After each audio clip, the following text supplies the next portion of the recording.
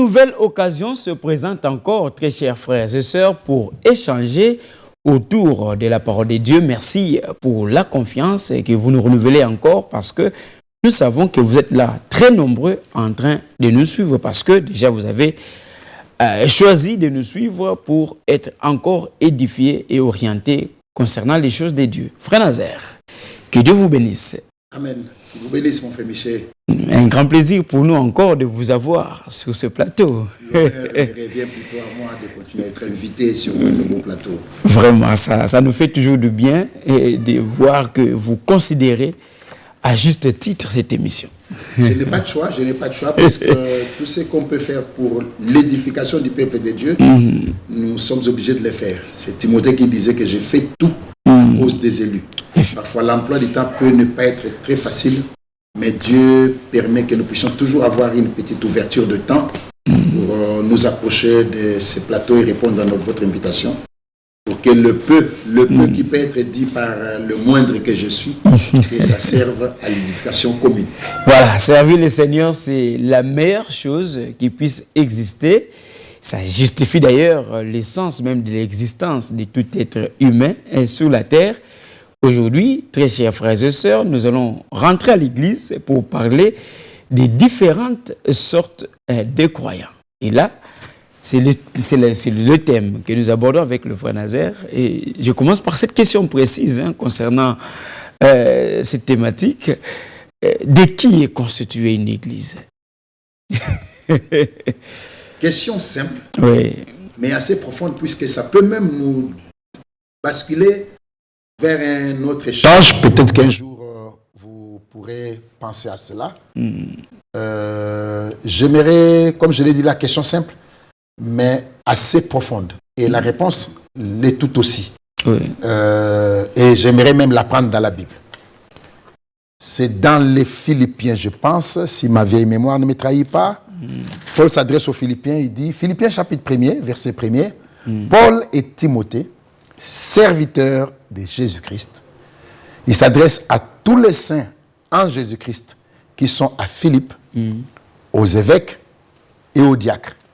L'Église est constituée de ces trois groupes.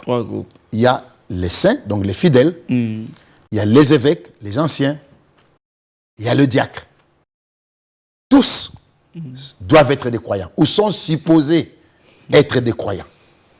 Les évêques, les diacres, les saints, oui, et tous doivent être des croyants. Doivent ou sont supposés être des croyants. Donc ça dit qu'il y a des groupes qui se manifestent en ce moment-là. Ben, est-ce que tout le monde est croyant? C'est peut-être à ce niveau-là que se situe la grande préoccupation. Mais du moins, ils sont supposés être des croyants, puisque dans l'Église, on devrait avoir des croyants. On ne devrait avoir que des croyants. On est vraiment dans une supposition. Ça veut dire qu'on n'a pas que de croyants à l'Église. Hélas, c'est ce qu'on peut comprendre de cette réponse. On n'a pas que de croyants à l'Église. On n'a pas que de croyants à l'Église. Et vous savez, le modèle de nous tous, c'est Jésus-Christ. Autour de Jésus, il y avait beaucoup de choses. Il n'y avait pas que de croyants. Non, il n'y avait pas que de croyants.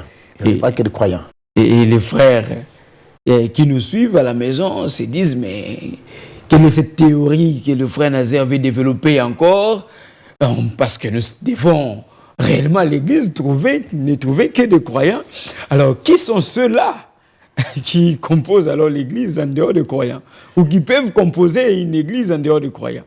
Alors, l'Église comme lieu de rassemblement pour adorer le Seigneur n'est pas composée que de croyants. Il y a d'autres personnes qui viennent, qui n'ont jamais cru et qui finissent par croire. Il y a d'autres personnes qui viennent incroyants et qui finissent par ne jamais croire. Ils restent égaux à eux-mêmes. À la différence de l'Église, corps de Christ.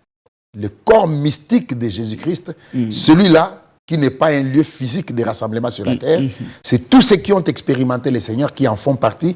Et dans cette Église-là, on n'adhère pas. Il faut y naître. Et la naissance, c'est comme toute naissance d'ailleurs, il faut la semence, et la semence, c'est la parole de Dieu. Là, dans l'Église, généralement, on l'écrit avec E majuscule, dans l'Église corps du Seigneur, là, il n'y a que des croyants. Mais dans nos églises, nos assemblées, nos lieux de rassemblement, il n'y a pas que des croyants. Et les exemples sont légion. Il n'y a pas que de croyants. Découvrons alors cette autre catégorie qui peut être retrouvée dans une église. On va essayer de les découvrir ensemble. Je pense que la première catégorie qui ne pose pas trop de problèmes, ce sont les incrédules. Les incrédules. Les incrédules. Il y a des gens à l'église, oui. Ils sont là, ils viennent peut-être chaque jour au culte, mais ils ne croient pas ou ils n'ont jamais cru. Ils ne croient pas ou ils n'ont jamais cru. Ils ne croient pas ou ils n'ont jamais cru. Et qu'est-ce qui les caractérise donc? Je n'ai pas eu le privilège d'apprendre le latin, mais les quelques petites bribes de formations que j'ai ramassées à gauche et à droite dans les parcours de ma vie me font comprendre que incrédule ou croyant vient déjà de crédere, je pense. Crédere. Pour dire croire. Les caractéristiques de ces premiers groupes peuvent être présentées de la manière ci-après. Dans Jean chapitre 6.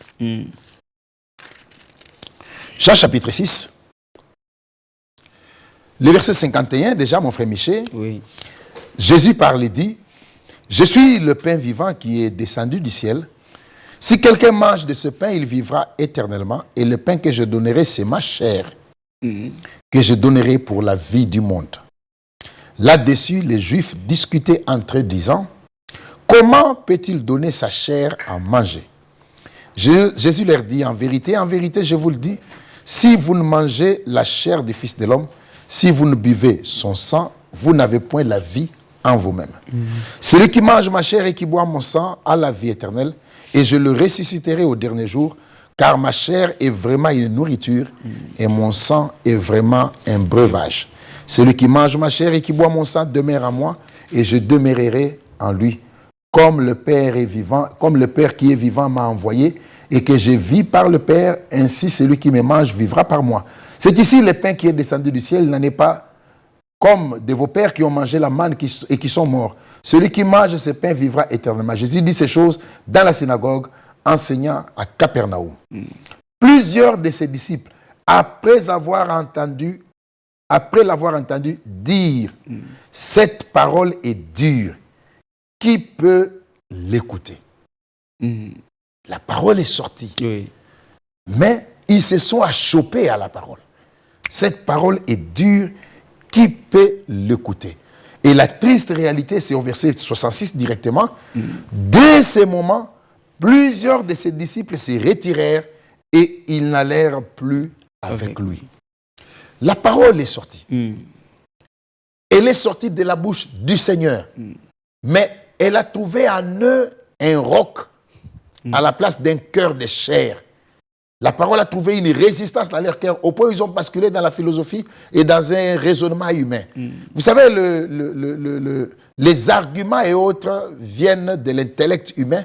De la tête. De la tête, mais Dieu travaille avec les cœurs. Un cœur converti. Ainsi, vous verrez qu'en lisant ceci, ça me rappelle cette béatitude qui n'est pas dans Jean 5, mais qui est dans Matthieu 11.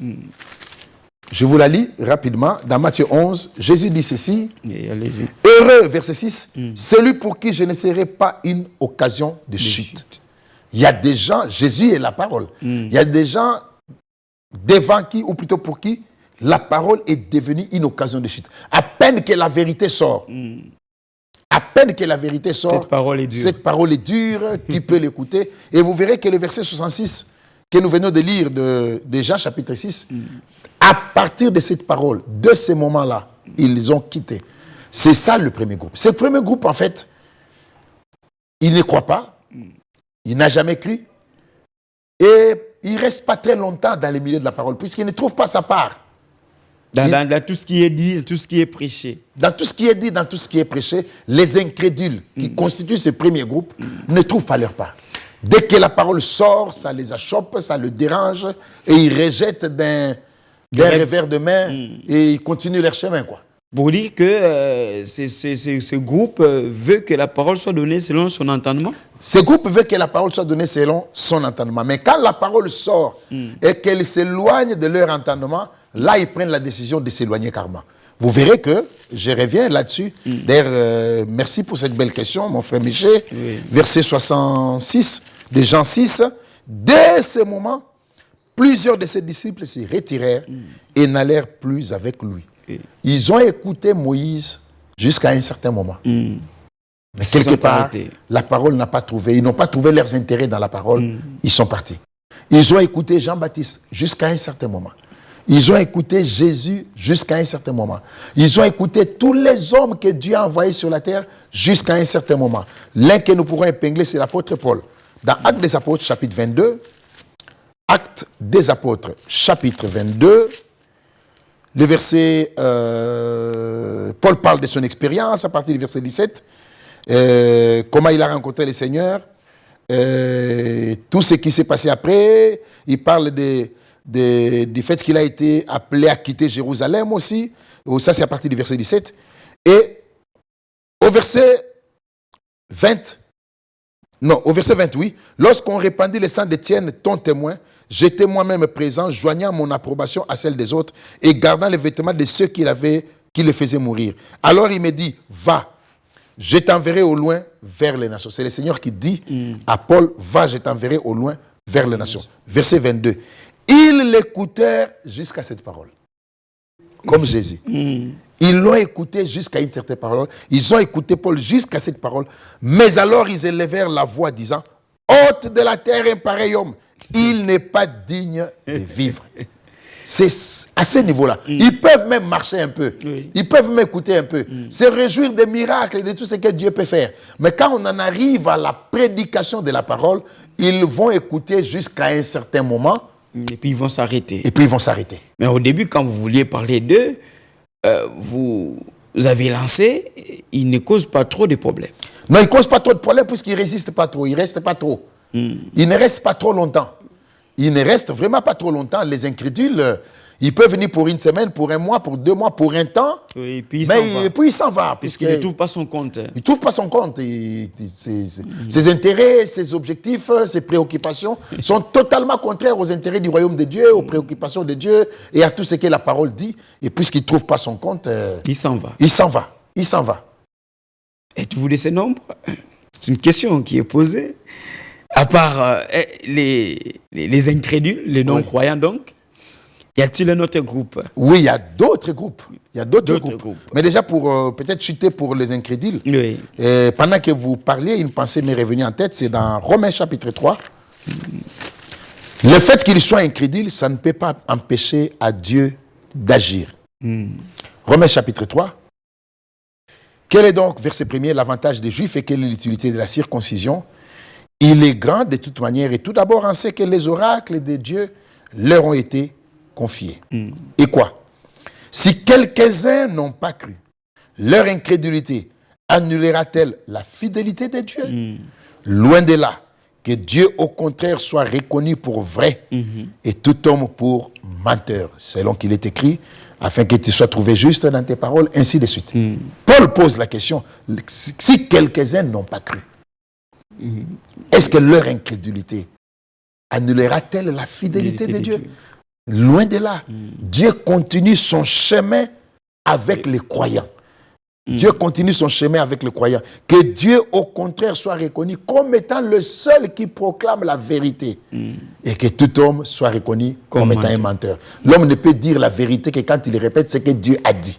Donc ce groupe, il est là. Il ne peut malheureusement pas empêcher... avancer. Il ne peut pas avancer, il ne peut pas non plus avancer avec Dieu. Il ne peut pas empêcher à Dieu d'avancer. D'accomplir ses desseins. Voilà, d'accomplir ses desseins. Et heureusement pour eux, ils ne posent pas des problèmes à l'église. Pas trop de problèmes. Et quand ils trouvent que ça ne va pas, ils s'en vont. Ils s'en vont. Le deuxième groupe, qui est quand même assez préoccupant, c'est le groupe de ceux qui font semblant de croire. Ah, il y a de ceux qui font semblant de croire. Il y a de ceux qui font semblant de croire. Que d'aucuns appellent des soi-disant croyants. Soi-disant croyants. Voilà. Donc, ils se disent eux-mêmes croyants. Ils arrivent à se convaincre eux-mêmes qu'ils sont croyants, mais alors qu'ils ne le sont pas. Vous savez, Paul s'adresse à Timothée. Paul s'adresse à Timothée, mon frère Michel, il dit ceci. Ah, Dieu soit loué, j'ai retrouvé ça. 2 Timothée chapitre 3. Sache que dans les derniers jours, il y aura des temps difficiles. Verset 1er, verset 2. Car les hommes seront égoïstes, amis de l'argent, fanfarons, hautains, blasphémateurs, rebelles à leurs parents, ainsi de suite. J'épingle un seul mot, fanfaron. Un fanfaron est différent d'un orgueilleux. Un orgueilleux se vante de ce qu'il a et de ce qu'il est. Mais le fanfaron se vante de ce qu'il n'a pas et ce qu'il n'est pas. Il y a beaucoup de gens dans l'église qui n'ont rien, qui ne sont rien, mais qui se sont fait eux-mêmes une image d'eux. Au point où, comme le dit l'Écriture, ils font bonne chère parmi les frères, mais en fait, ils ne sont pas des frères. Ils ne sont pas des frères. Des prétentieux. Des prétentieux, des gens qui viennent avec une carapace. Mais c'est plus tard. Et ce n'est pas comme les incrédules qui ne traînent pas trop. Mais les soi-disant croyants, ils peuvent même faire 40 ans avec vous. Ils peuvent même faire 40 ans avec vous. Être zélé, participer au service divin, faire ceci et cela, investir dans l'église. Mais il n'a jamais cru véritablement. Il s'est fait une image, une certaine forme de la croyance. Et il s'est dit croyant. Il veut que les autres voient en eux qu'ils sont croyants. Alors qu'ils ne le sont pas. Alors qu'ils ne le sont pas. Ils vivent loin de la parole de Dieu, de la volonté de Dieu. Loin de la parole de Dieu, loin de la volonté de Dieu. Ils n'ont jamais compris Dieu en fait.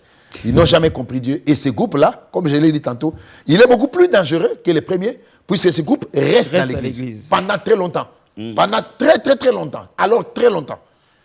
Très longtemps. Donc, mais il y a une écriture de la Bible qui dit que le méchant ne résiste pas longtemps dans la maison de Dieu. Le méchant, il parlait du méchant. Mais quand vous regardez très, très bien ceux-là, la nature de leur cœur, en fait, est mauvaise, c'est vrai.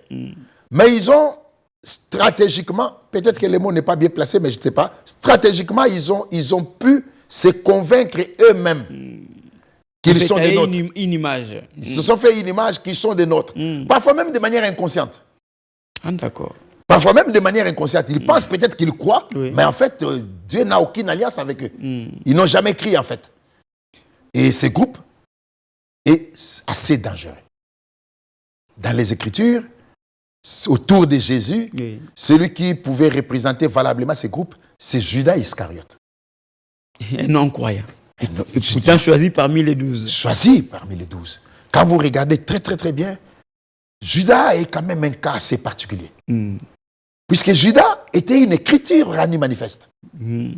Judas était des versets bibliques. Peut-être que annoncé. Peut-être que les frères s'étonneront. Mais les choses que Judas a vécues, l'Ancien Testament les avait déjà annoncées. Même son comportement.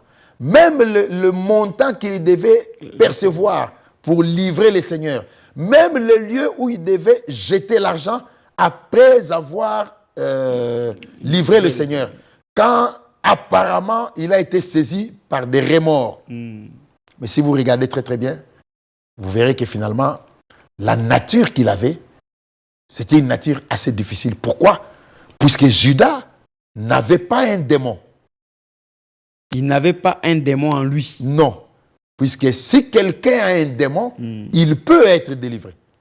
Imaginez-vous que Judas était à côté du Seigneur. Le Seigneur chassait les esprits. Et il a même donné ses pouvoirs aux apôtres. Donc les autres frères pouvaient chasser l'esprit qui était à Judas, puisqu'ils avaient la puissance de Dieu entre leurs mains. L'Église a la puissance de Dieu entre ses mains.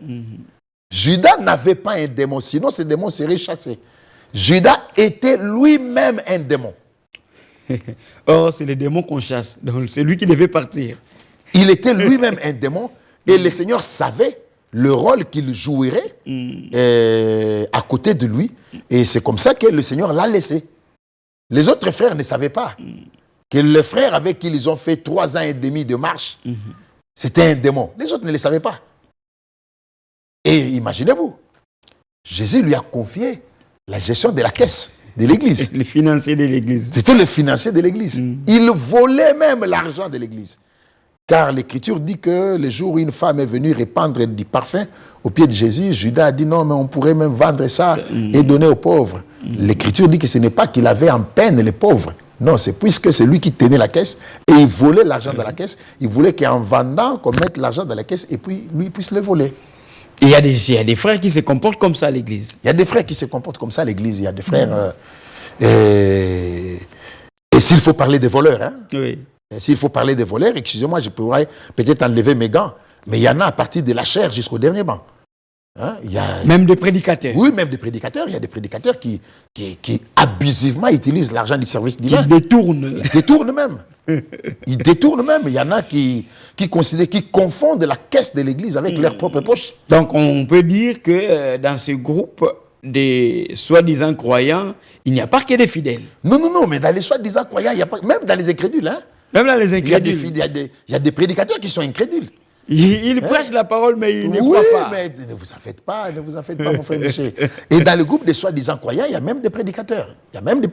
Puisque la prédication ne vous garantit pas le ciel. Et ne témoigne en rien que vous connaissez le Seigneur. Et laissez-moi vous dire, mon frère Michel, ça va peut-être choper d'aucuns, mais il y a même des prédicateurs qui ne sont pas nés de nouveau. Ah, ils font comment? Bon, écoutez, la chair, tout le monde peut, de la même manière que quelqu'un peut passer devant une tribune pour faire un discours, de la même manière quelqu'un peut passer devant du haut de la chair pour mémoriser des versets, bien les agencer et faire un discours scientifique, mais qui ne peut même pas octroyer la vie. Il y a deux faux sur la chair. Mais cela ne veut pas dire qu'il n'y a pas de vrai. Alors ceux-là sont beaucoup plus dangereux, parce qu'un fidèle, bon, son influence est limitée, mais lorsque un prédicateur s'illustre en incrédule, c'est très grave. Non, puisque un prédicateur qui rejette la parole écrite, un prédicateur qui rejette la parole écrite, c'est déjà un incrédule. On peut prendre beaucoup d'écritures qui sont là, que le Seigneur a y a mentionné sur la vie, sur le foyer, sur un certain nombre de choses, bien mes frères et sœurs. Mais un prédicateur qui rejette. Imaginez-vous par exemple qu'un prédicateur qui va consacrer un mariage homosexuel. C'est un incrédule. C'est quelqu'un qui... Ça n'a pas de fondement biblique. Ça n'a pas de fondement biblique. Un prédicateur qui rejette un ordre que Paul a donné, par exemple, à telle église ou à telle autre église, qui est mentionné dans les Écritures, c'est un incrédule. Donc, il atteste par là qu'il n'a jamais cru que ça fait partie de la parole de Dieu. Vivant de Jésus, Jésus a rencontré des prédicateurs. Hein? Jésus, en venant, il a rencontré des prédicateurs. Mais il prêchait parfois un Dieu qu'il ne comprenait pas, qu'il ne connaissait pas. Regardez comment ils ont cité Moïse à tout bout de champ. À bout de champ, de manière quasi régulière. Moïse a dit, Moïse a dit, Moïse a dit. Il connaissait l'histoire de Moïse.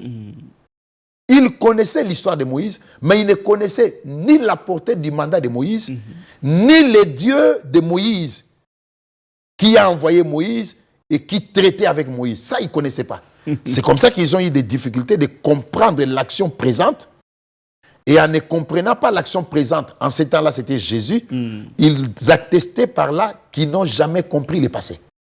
Et Jésus, dans Jean 5, puisque vous m'avez amené sur cette piste qui est assez merveilleuse aussi, Jean chapitre 5, Jésus dit, au verset 45, « Ne pensez pas que moi, je vous accuserai devant le Père.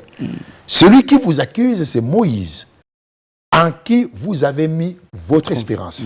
Si vous croyez Moïse, vous me croirez aussi, parce qu'il a écrit à mon sujet. Mais si vous ne croyez pas à ses écrits, j'ajoute, même si vous le prêchez. Oui. Ah, vous prêchez ces écrits-là, mais vous n'y croyez pas. Vous n'y croyez pas. Et c'est Jésus qui s'adresse à eux. Vous prêchez, vous citez. Et Jésus dit, ce n'est pas moi qui vous accuse. C'est Moïse, le même que vous citez là, Moïse, en qui vous avez placé votre espérance. Et Jésus frappe fort en disant, si vous ne croyez pas aux écrits de Moïse, même si vous le prêchez, mais le fait que vous ne restez pas dans le contexte de ce que Dieu a dit à Moïse, cela manifeste que vous ne croyez pas à ses écrits. Et si vous ne croyez pas à ses écrits, comment croirez-vous à mes paroles? Donc ceux qui ne croyaient pas aux paroles de Jésus, montrez par là qu'ils n'ont jamais cru aux écrits de Moïse. Puisque Moïse a parlé de lui. Il a parlé au sujet de lui. Alors, les frères qui nous suivent, vous avez compris, ils sont beaucoup plus dangereux. Ceux qui donnent l'impression de croire. Ils sont là à l'église alors qu'ils n'ont jamais cru. Ils posent beaucoup de dégâts. Ils posent beaucoup de dégâts alors qu'ils n'ont jamais cru. Et parfois, c'est difficile de les dénicher puisqu'ils sont tellement... Parfois zélés, pieux, une apparence de la piété donc. Mais c'est plutôt dans le cœur. Vous savez, il y a deux personnes qu'on ne peut pas mentir. Dieu, qui connaît toutes choses, et notre propre conscience. Ah oui. Si je suis un voleur, Dieu le sait et je le sais. Je le sais moi-même. Même si les autres n'ont pas la même image de moi, même moi-même je le sais. Je ne peux pas me mentir. Un homme ne peut pas se mentir. C'est impossible. C'est impossible. C'est impossible. C'est comme ça que ce groupe peut être là, il peut être actif, il peut même faire des choses. Mais le problème, c'est qu'ils se sont fait une certaine apparence de la piété, ils se sont fait une certaine sorte de foi. Une religion. Une religion, une foi fabriquée, une foi, un semblant de foi. Et l'hypocrisie qu'ils affichent ne les aide même pas, puisque l'hypocrisie n'aide même pas l'hypocrite lui-même. Puisque finalement, on se demanderait, ça aboutira à quoi? Ça, c'est très important. On a trouvé les incrédules, les soi-disant croyants. Et l'autre groupe?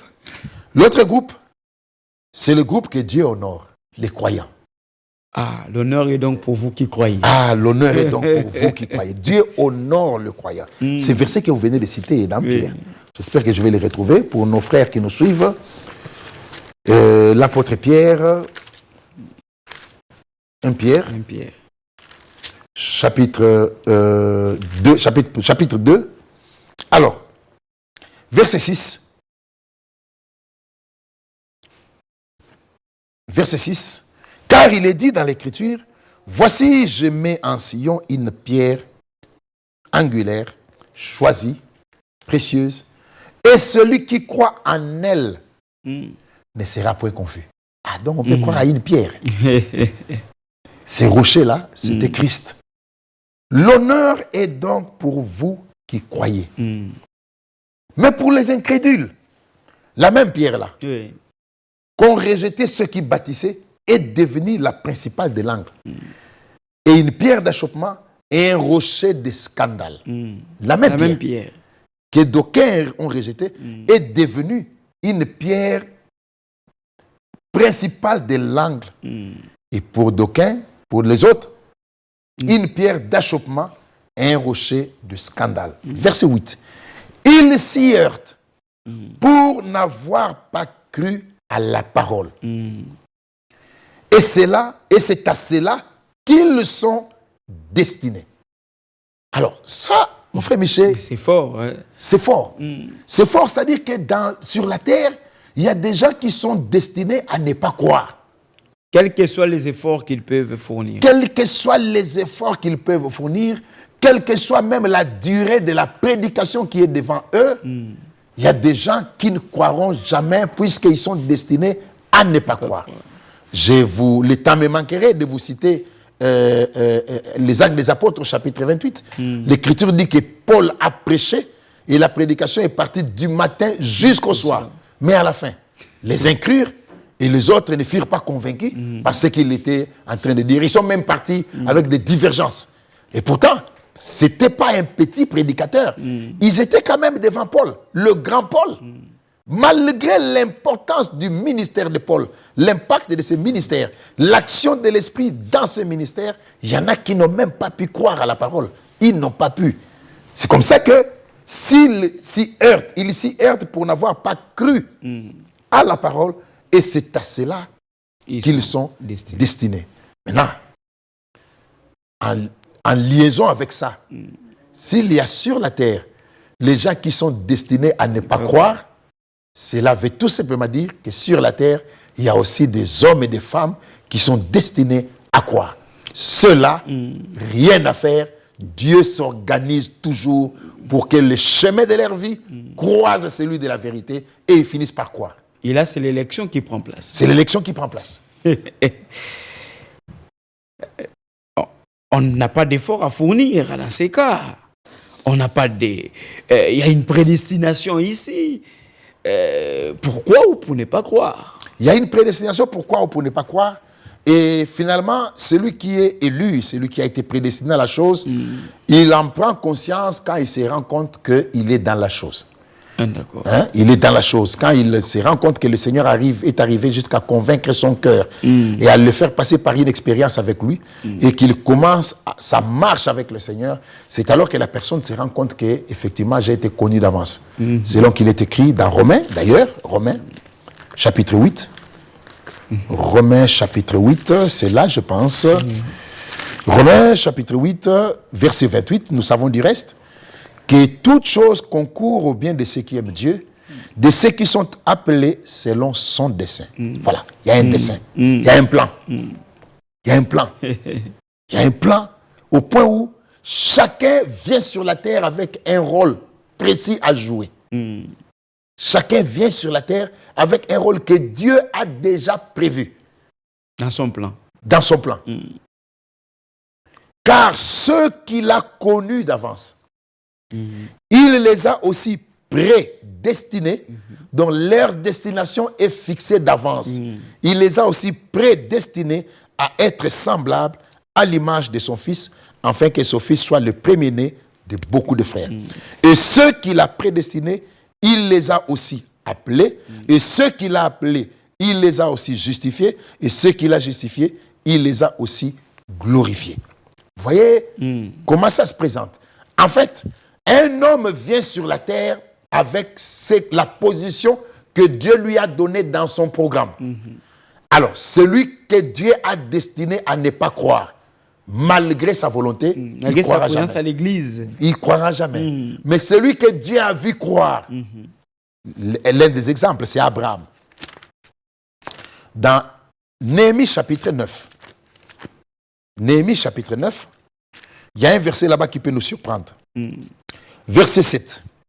C'est toi, Seigneur notre Dieu, qui as choisi Abraham, qui l'a fait sortir d'Ur en Chaldée et qui lui a donné le nom d'Abraham.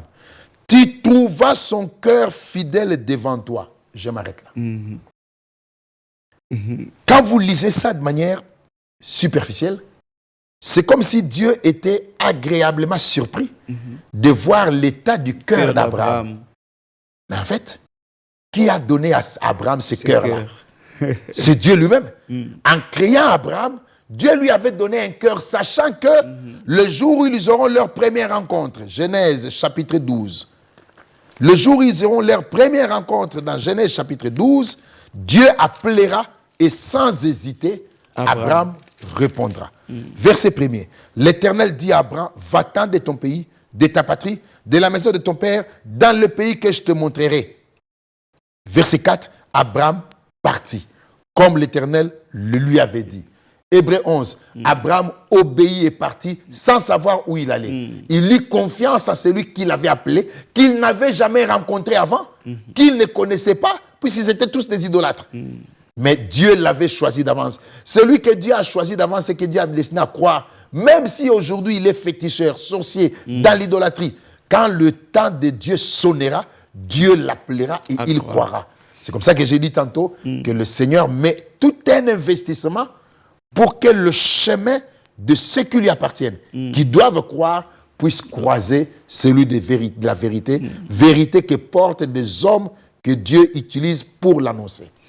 Alors on peut voir le voleur à la croix. Tout était fini pour lui apparemment. Quel bel exemple. Quel bel exemple. Le témoignage que cet homme a donné à la cité, c'est lequel? Un voleur. Et sa mort certainement était la joie de plusieurs dans le quartier en disant, écoutez, il nous a assez tourmentés, c'est fini pour lui. Qui pouvait lui donner le royaume? Qui pouvait lui donner le paradis? Qui pouvait lui donner l'éternité? Personne.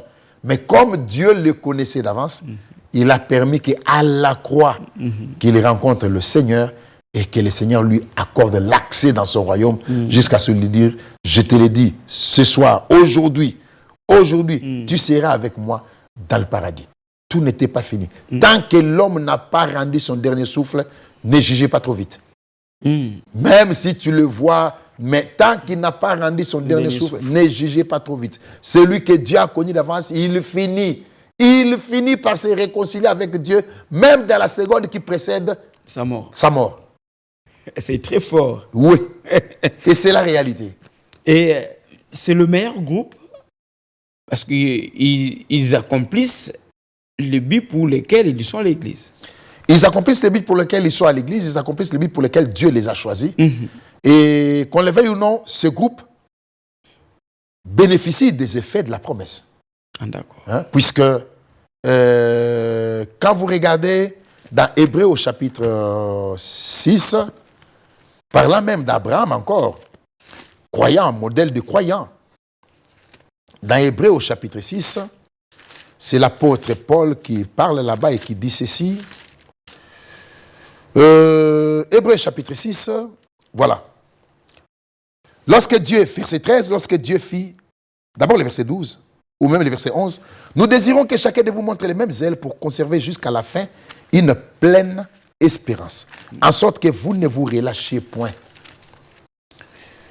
Que vous ne soyez pas des gens qui ont écouté jusqu'à un certain niveau. Et puis vous vous arrêtez. Vous vous arrêtez. Mais que vous imitiez ceux qui par la foi et la persévérance héritent des promesses. Lorsque Dieu fit la promesse à Abraham, ne pouvant jurer par un plus grand que lui, il jura par lui-même et dit, certainement, je te bénirai et je multiplierai ta postérité. Et ainsi, c'est ainsi qu'Abraham, ayant persévéré, obtint ce qui lui avait été promis. Mon frère Michel, ça c'est capital. La foi est une ferme assurance des choses qu'on espère, qui ne sont pas encore palpables, et une démonstration de celles qu'on ne voit pas. C'est-à-dire que celui en qui se retrouve la foi, Dieu l'amène, Dieu lui fait des promesses, Dieu lui dit des choses, et le cœur croyant s'accroche à ça, comme s'il possède déjà la chose que Dieu lui a dite. Et le croyant, en fait, donne raison à Dieu. Sans réfléchir. Sans réfléchir. Le croyant donne raison à Dieu, et le croyant atteste par sa foi que Dieu mérite la confiance. La confiance. C'est comme ça qu'Abraham a cru. Même quand il lui a été parlé d'Isaac, Abraham a cru. Et Dieu prend ces glorieux, ces groupes bénis, les groupes de croyants, il l'adapte, il les réfère à Abraham, comme c'est écrit dans Galates. Dans Galates, au chapitre 3, je pense. Galates, chapitre 3, oui, verset 6. Comme Abraham crut à Dieu. On peut même dire, Abraham crut Dieu. Puisqu'il y a une différence entre croire en Dieu et croire Dieu. Croire Dieu. Croire en Dieu, les démons aussi croient. Oui. C'est croire en l'existence de Dieu. Mais croire Dieu, c'est croire Dieu dans ce qu'il dit. Dans sa parole. Dans sa parole. Abraham crut Dieu. Cela lui fut imputé à justice. Reconnaissez donc que ce sont ceux qui ont la foi, les croyants donc. Ce sont ceux qui ont la foi qui sont fils d'Abraham. Et pas ceux qui font semblant de croire. Pas ceux qui font semblant de croire. Pas ceux qui sont réguliers à l'église. Ceux qui ont la foi. Pas ceux qui ont de très bonnes relations avec les pasteurs. Ceux qui ont la foi, qui sont fils d'Abraham. Aussi l'Écriture. Prévoyant que Dieu justifierait le païen par la foi, a d'avance annoncé cette bonne nouvelle à Abraham, laquelle toutes les nations seront bénies en toi. Ainsi, ceux qui croient sont bénis avec Abraham, pas l'hébreu. Non.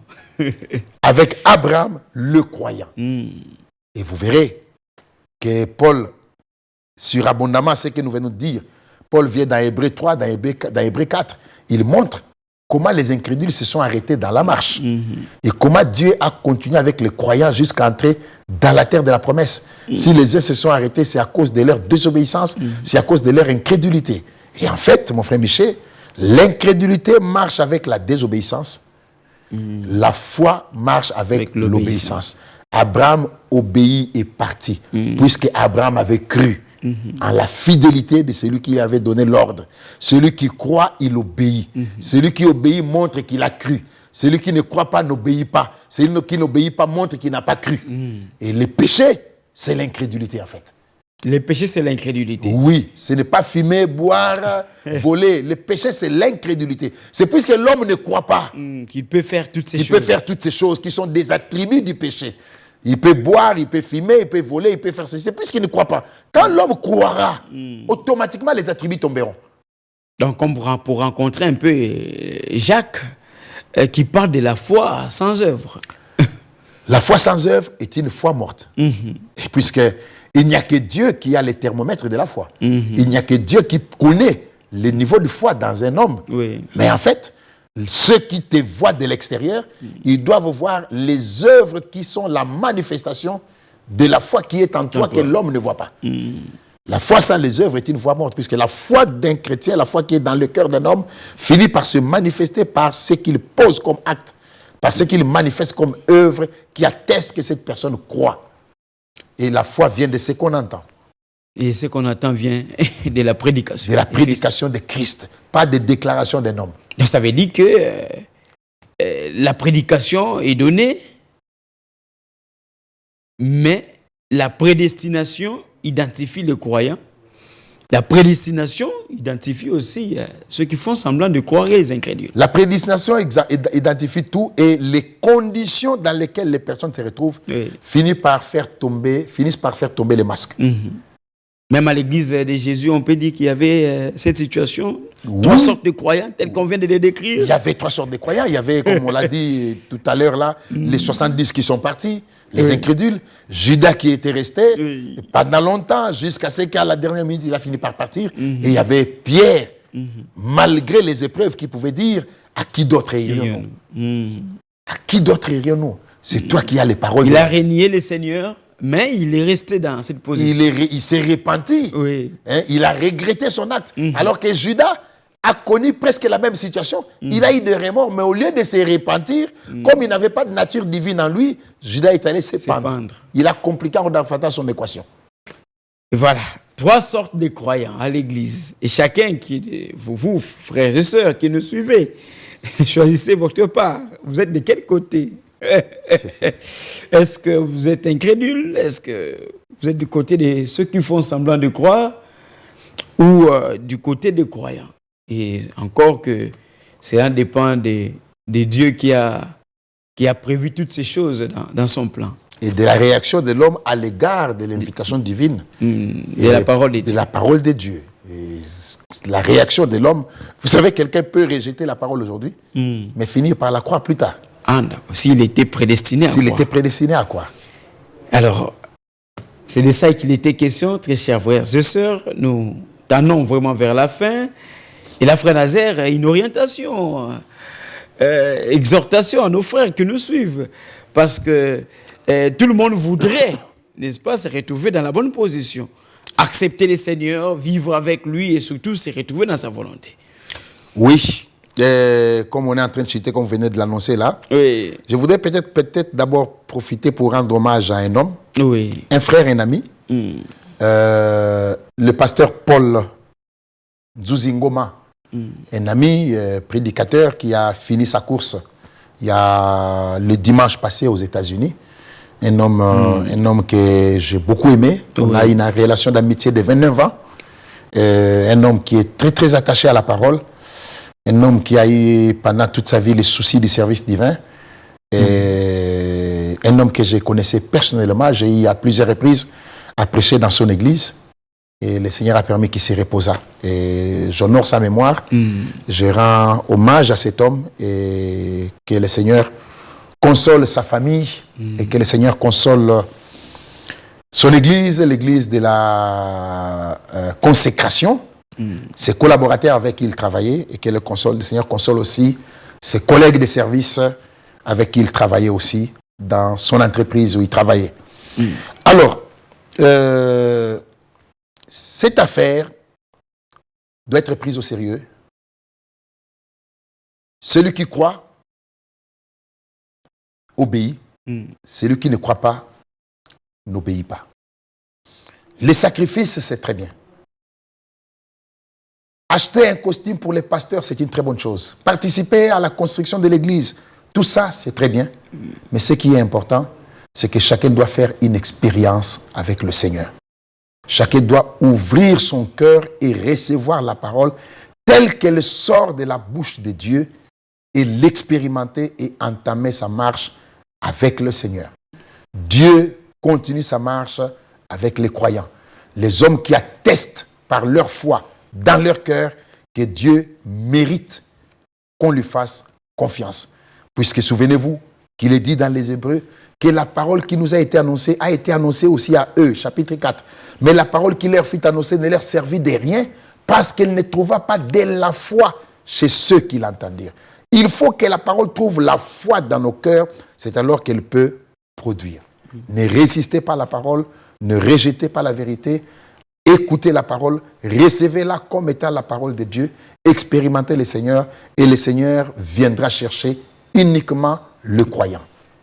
Et voilà, le Seigneur ne viendra chercher que le croyant et son retour est vraiment imminent. Alors, vous avez compris, à l'église, ce n'est pas tout le monde qui entre, qui est croyant. On a découvert avec le frère Nazaire qu'il y a 3 sortes de croyants, si on peut le dire comme ça, même si les croyants ils sont uniques. Donc, il y a des incrédules, ceux qui ne croient pas. Il y a de ceux qui font semblant de croire. Et il y a aussi des vrais fils de Dieu qui, eux, disent oui et amen à ce qui sort de la bouche de Dieu. Et le seul endroit, mon frère Michel, oui. chez moi, où on n'a pas trouvé ces 3 groupes ensemble réunis, oui. c'est dans la chambre haute. Dans la chambre haute, il n'y avait pas 3 sortes de croyants. Il n'y avait que de croyants, puisque tous ont été baptisés du Saint-Esprit. Et nous allons vers cette réalité. Oui. Avant le retour du Seigneur, il ne restera que de croyants. Tous les soi-disant croyants et les incrédules vont s'en aller. Hélas. Voilà, le corps de Christ. D'ailleurs, il faut noter en même temps que l'église dont nous parlions, c'est ces lieux de rassemblement, là où nous allons prier. Mais dans l'église, corps de Christ, là aussi, il n'y a que des croyants. Il n'y a que des croyants. C'est ce qui a été dit.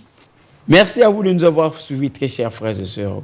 Continuez à aimer la parole de Dieu, à vous accrocher à cela et à croire pour vous retrouver dans le groupe de ceux qui iront à l'enlèvement. Portez-vous, très chers frères et sœurs. Que Dieu vous bénisse. Au revoir.